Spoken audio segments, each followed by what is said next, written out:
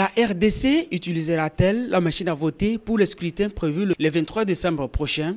Jusque-là, oui, pour la CENI, même si les partis politiques restent divisés sur la question. Dans la population, chacun donne sa position selon qu'il est de la gauche ou de la droite. Si cette machine peut aider à réaliser les opérations électorales correctement, c'est une bonne chose. Les explications du numéro de la CENI et ces démonstrations, moi je ne trouve pas d'inconvénient. Je ne suis pas d'accord sur ces machines à voter. Selon moi, on doit toujours recourir au vote manuel comme d'habitude. Ce que les gens ont découvert, c'est que cette machine n'est pas conforme au vote que nous allons faire pour le moment. Donc, de ma part, je ne souhaiterais pas qu'on vote avec cette machine à voter. Dernièrement, la Commission électorale nationale indépendante a multiplié des rencontres avec les partis politiques et la société civile pour expliquer les avantages de la machine à voter. Pour le moment, la Corée, pays fournisseur de cette machine, venait de manifester sa méfiance concernant la manipulation de cet engin électoral. La CENI, quant à elle, se confie à l'assurance lui donnée par l'entreprise privée coréenne constructrice de la machine. Après avoir passé 72 heures au parquet général de la République, soit du lundi 2 avril au mercredi 4 avril 2018, le journaliste Eliezer Tamboué, présentateur de l'émission Tokomi Wapi, a été transféré à la prison centrale de Makala depuis ce jeudi 5 avril à 6 heures du matin. Eliezer Tamboué a-t-il été déjà condamné? La procédure a été respectée? Voilà les questions que se posent les téléspectateurs de l'émission Tokomi Wapi. En attendant l'aboutissement de toutes les démarches engagées par ses avocats, la corporation journalistique reste solidaire pour soutenir l'un des leurs.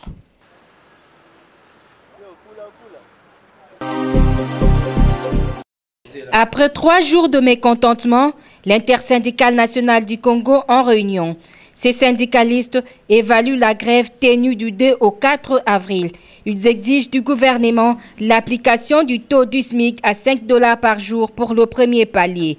Ont-ils parlé le même langage? Ces syndicalistes qui sont toujours en alerte d'un commun accord, ces regroupements syndicaux coordonnés par Guy Coucou disent détenir plusieurs cartouches dans leur jubessière pour faire entendre leur voix. Notre SMIC, nous devons l'avoir. Et on doit nous les payer, c'est notre droit. Nous ne demandons pas trop au gouvernement, nous demandons ce qui est légal. Une communication sera faite ce vendredi 6 avril en vue de donner leur position.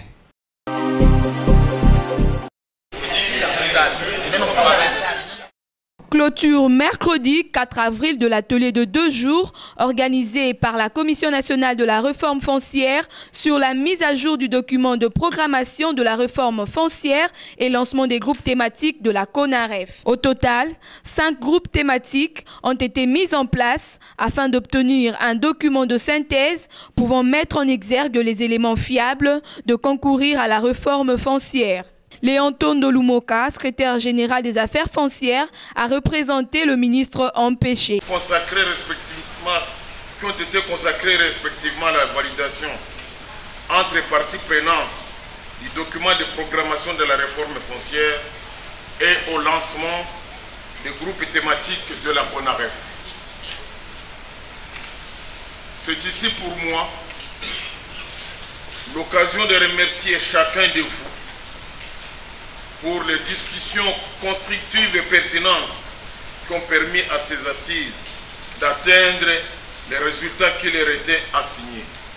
Pour la clôture des assises, le secrétaire général des affaires foncières, Léon Tondo, a formulé quelques recommandations. S'agissant du document de programmation, j'ai noté que les suggestions majeures issues des présentations et débats ont été faites en ces termes. 1. Clarifier les objectifs généraux de la réforme foncière sur la question de savoir si elle doit être orientée vers la validation, vers l'adoption d'une nouvelle loi ou tout simplement d'une loi modificative actuelle de la loi du 20 juillet 1973 ainsi que d'autres textes réglementaires qui l'avaient modifié. 2. Mieux refléter l'impératif de la coordination intersectorielle, à la fois au niveau des lois et des ministères intersectoriels, dont l'autorité et les attributions ont une incidence sur le foncier. 3. Prendre en compte de manière suffisante les considérations environnementales et les questions émergentes ayant un impact sur la gouvernance foncière. C'est sur ces mots que je déclare lancer le groupe thématique de la CONAREF et clôt les travaux des présentes assises. Et je vous remercie. Pour sa part, le ministre des Affaires foncières a assuré au nom du gouvernement qu'il ne ménagera aucun effort pour capitaliser au maximum les recommandations formulées.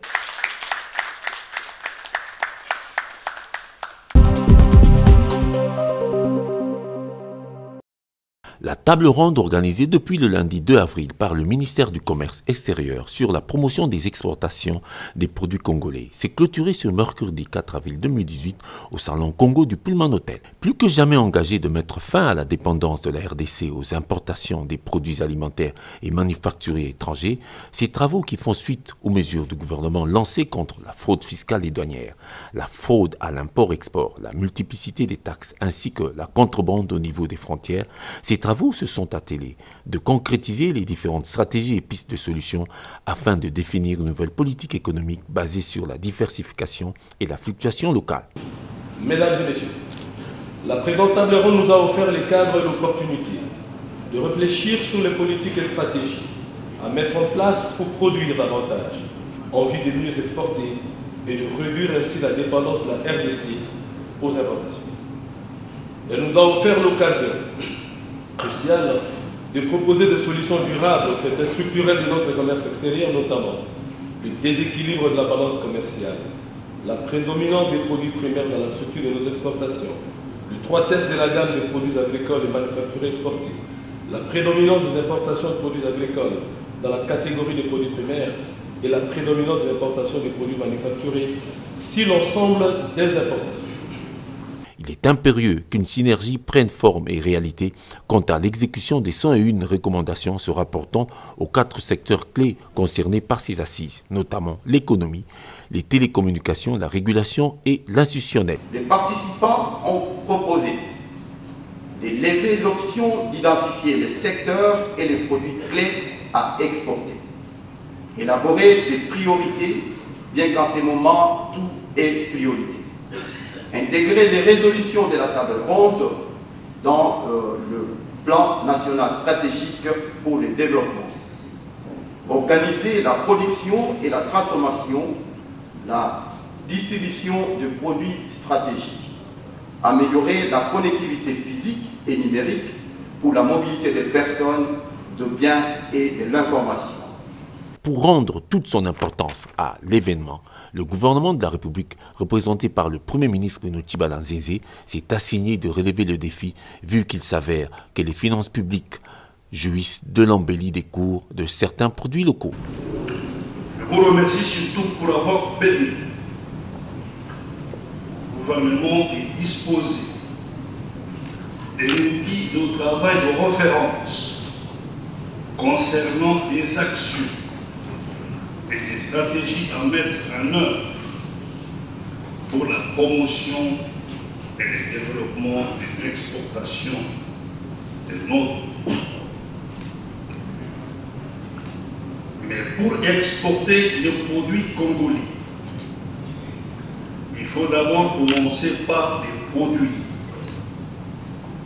C'est pourquoi vos réflexions et vos propositions tombent à un moment opportun où le gouvernement travaille sans désemparer sur les dossiers de l'augmentation de la production agricole dans le cadre de la diversification de l'économie nationale.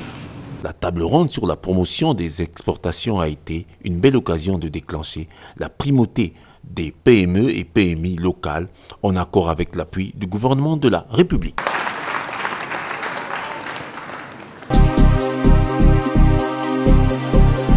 La radio-télévision nationale congolaise RTNC a, depuis le mardi 3 avril, un nouveau comité de gestion. Ce sont désormais 2 nouveaux directeurs qui sont aux commandes de cet organe de presse publique et officielle de l'État congolais. L'ancien DGAI, Mme Nicole Dibambou Murel Kitoko, a quitté son poste pour prendre celui de présidente du conseil d'administration PCA de l'agence congolaise de presse ACP. L'actuel DG, nommé par le chef de l'État, s'appelle Ernest Kabila Ilunga.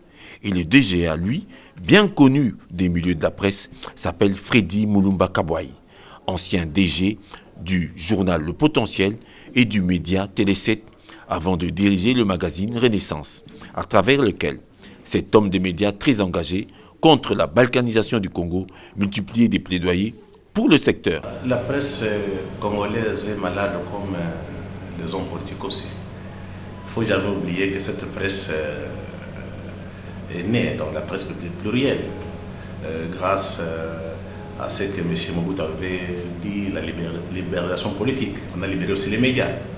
Il y avait seulement Elima et Salongo, je pense. Après ça, il y a eu d'autres privés qui ont créé leurs propres médias. Mais ça s'est créé dans des conditions telles que on avait une vision, soit vous êtes avec le pouvoir, soit contre le pouvoir. Et dans l'imaginaire des gens, on pensait que quand on est contre le pouvoir, on est pour la démocratie. Quand on est pour le pouvoir, on est pour la dictature. Et cette conception traverse toute la presse, toute la période, toute la presse congolaise jusqu'à aujourd'hui. Rien n'a changé. Et vous verrez, vous avez la presse du pouvoir, la mouvance et l'opposition. C'est donc un honneur de plus pour la presse nationale que de voir un professionnel assumer un poste aussi stratégique dans l'espace audiovisuel congolais. Nous ne pouvons que féliciter l'heureux élu. Prendre son transport dans la ville de Kinshasa devient de plus en plus très incertain quant aux frais qu'il convient de disposer. Les prix des trajets varient selon l'humeur des taximens et les heures de pointe. Sans oublier que le choix des communes aussi compte sur le tarif que l'on va vous fixer. Pour le cas de la distance UPN-Centreville, c'est alarmant. Par rapport au transport de l'UPN jusqu'au centre-ville, le matin, le taximan, le transport c'est à 1000 francs, de 8h30 jusqu'à 12h, de 13h à 15h. Là, le transport devient à 800, deux autres taximans c'est à 700 francs. De 17h jusqu'au 21h, 22h, là maintenant c'est à 500 francs. Bon. Les usagers des transports en commun à Kinshasa se plaignent de cet embarras et réclament des services compétents, de la rigueur et une grille officielle. Les prix ne sont pas les mêmes, il faut changer parce que ça dépend des moyens. On peut te donner même 2000 francs et pour quitter l'UPN jusqu'ici au centre-ville, on nous demande cher, 1000 francs. Et comment est-ce que tu vas rentrer? Donc c'est un peu ça. Il faut qu'on nous diminue, même 500 francs par jour, ça peut y aller.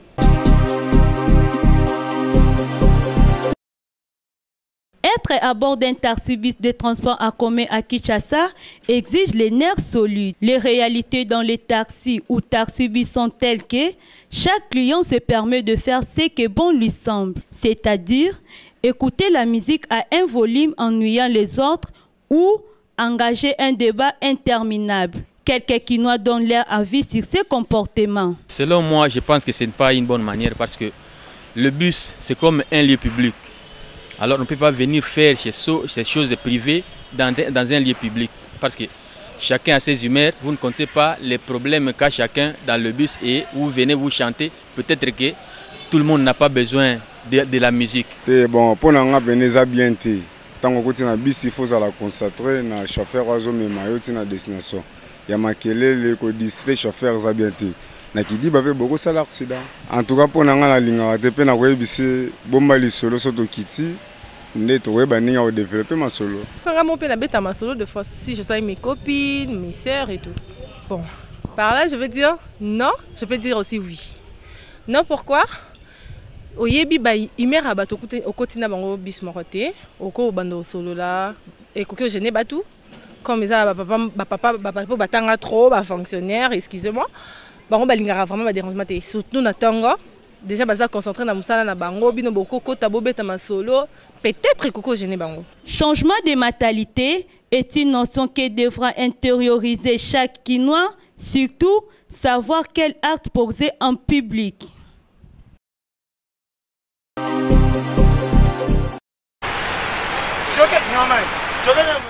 La République démocratique du Congo regorge un bon nombre d'artistes talentueux pour promouvoir le cadre culturel du pays. Pour leur savoir-faire, ils sont reconnus même au niveau international. Seulement, l'on constate que malgré leur talent, ils meurent pauvres. Interrogé, les présidents de l'ONG Artistes en danger pointent du doigt les gouvernements congolais. Souvent, moi j'accuse, c'est l'État congolais qui est en train de clochardiser ces artistes. Jusqu'aujourd'hui, l'artiste congolais manque une politique culturelle. Jusqu'aujourd'hui, l'artiste congolais n'est pas protégé. Allez voir dans la rue comment on appelle ça le contrefaçon, les CD piratés. Ça se vend dans le rue, ils ne sont ni inquiétés. Vraiment que c'est très écœurant de voir que l'État congolais ne fait rien pour ces artistes. C'est pour cela que les artistes sont devenus soi-disant des mendiants, mais dans d'autres cieux. Un artiste, c'est un monsieur qui est très respecté, mais ici au Congo, l'artiste congolais, aujourd'hui, nous manquons des infrastructures qu'on puisse produire. Il n'y a pas de salles de spectacle, il n'y a pas de usines de CD, il n'y a rien comme infrastructure dans notre pays. Vraiment, on demande aux artistes congolais de faire une guerre culturelle. C'est le moment. Ce n'est pas tous les moments qu'on doit rire. Les artistes congolais sont devenus des objets vraiment qu'on incite facilement. Voilà, toujours c'est vous. Quand il y a ces malades. Mais non, l'État doit beaucoup aux artistes congolais. Prenons le cas dans les chaînes de télévision. Ne paye pas les droits d'auteur, la Sorouda est là. Quand la Sorouda passe dans les chaînes de télévision dans d'autres cieux, l'artiste vive avec ses droits d'auteur. Ici au Congo, l'artiste est clochardisé par un manque de politique directe. Et pour y remédier, Chaka Congo demande que le ministère de la Culture et des Arts soit dirigé par un artiste. Je regrette la mort de Papa Wemba. Parmi les souhaits de Papa Wemba, c'est d'être le ministre des Arts. Vraiment que moi je demande à l'État congolais, cette ministère de la culture des arts, moi personnellement je connais les mots qui rongent notre culture. Je peux faire beaucoup de choses, comment sortir. Nous manquons même de projets culturels. Dans le temps où on avait des spectacles, de concours, de concours de jeunes talents. Pour le moment, il n'y a rien. Il y avait Ngoma Africa, il y avait beaucoup de spectacles, des étrangers qui venaient dans le temps. Je vous parlais de combat. Ali Foreman, où on avait vu James Bond. Vraiment, on a vu des musiciens qu'on rêvait voir, mais jusqu'aujourd'hui, on ne voit aucun artiste vraiment se produire en RDC parce que nous manquons une politique culturelle qui doit sécuriser les artistes congolais. Le mois de mars était entièrement consacré à la femme. Une promotion sur l'activité de celle-ci dans tous les secteurs de la vie. 5 avril, Journée internationale du travail invisible. Un regard est porté encore sur la femme. Elle, qui dans ses fonctions en tant que ménagère ou femme au foyer, fait un travail considérable, mais qui parfois est méconnu. À son réveil aux petites heures du matin, elle s'attelle au bien-être de sa famille. Ses tours de la chambre à la cuisine, au marché, surveiller les enfants, peut atteindre 5 à 10 km par jour si on les projetait. Constat, cet engagement ou encore ce dévouement n'est pas reconnu dans les statuts du travail rémunérable. Un travail de titan abattu dans l'éducation de ses enfants pour en faire des personnes ressources pour l'épanouissement de la société. Si les statuts du travail ne lui accordent pas encore le droit de salaire, une certaine opinion estime quant à elle que malgré cette méconnaissance, son travail est louable. Par rapport au travail de ménage que les mamans font à la maison, cela ne peut pas être passé inaperçu. Parce que, comme on dit communément, ma maman dit bazolé, c'est ma mota. Donc, par exemple, quand maman prépare, c'est pour le bien-être de toute la famille. Nous aurons à manger. Et maman fait la vaisselle, le lessive également. Papa tu es au boulot, et quand tu vas te soir, tu trouves maman préparer, nettoyer les habits et passer. Et cela vous permettrait, n'est-ce pas, que demain vous mettiez à l'aube au lieu des services. Parce que si la maman n'est pas là et si ce service n'est pas réellement effectué, vous aurez des difficultés. Quand vous rentrez le soir, vous aurez un problème. Il faut préparer. Il faut aussi y aller les habits qui étaient sales, il faut les laver. Tout ça, c'est pas bien. Donc c'est que les mamans font à la maison mériteraient toujours des récompenses. À côté du travail de la ménagère, le travail de la maraîchère se trouve aussi dans le lot du travail invisible. Si les fruits du champ sont monnayés, le travail abattu, lui, n'est pas rémunéré. Moralité, il convient que l'opinion comprenne que le travail invisible concerne en République démocratique du Congo la maman au foyer comme les femmes rurales qui donnent le meilleur d'elles-mêmes pour bâtir leur famille qui se trouve être la cellule de base de la société.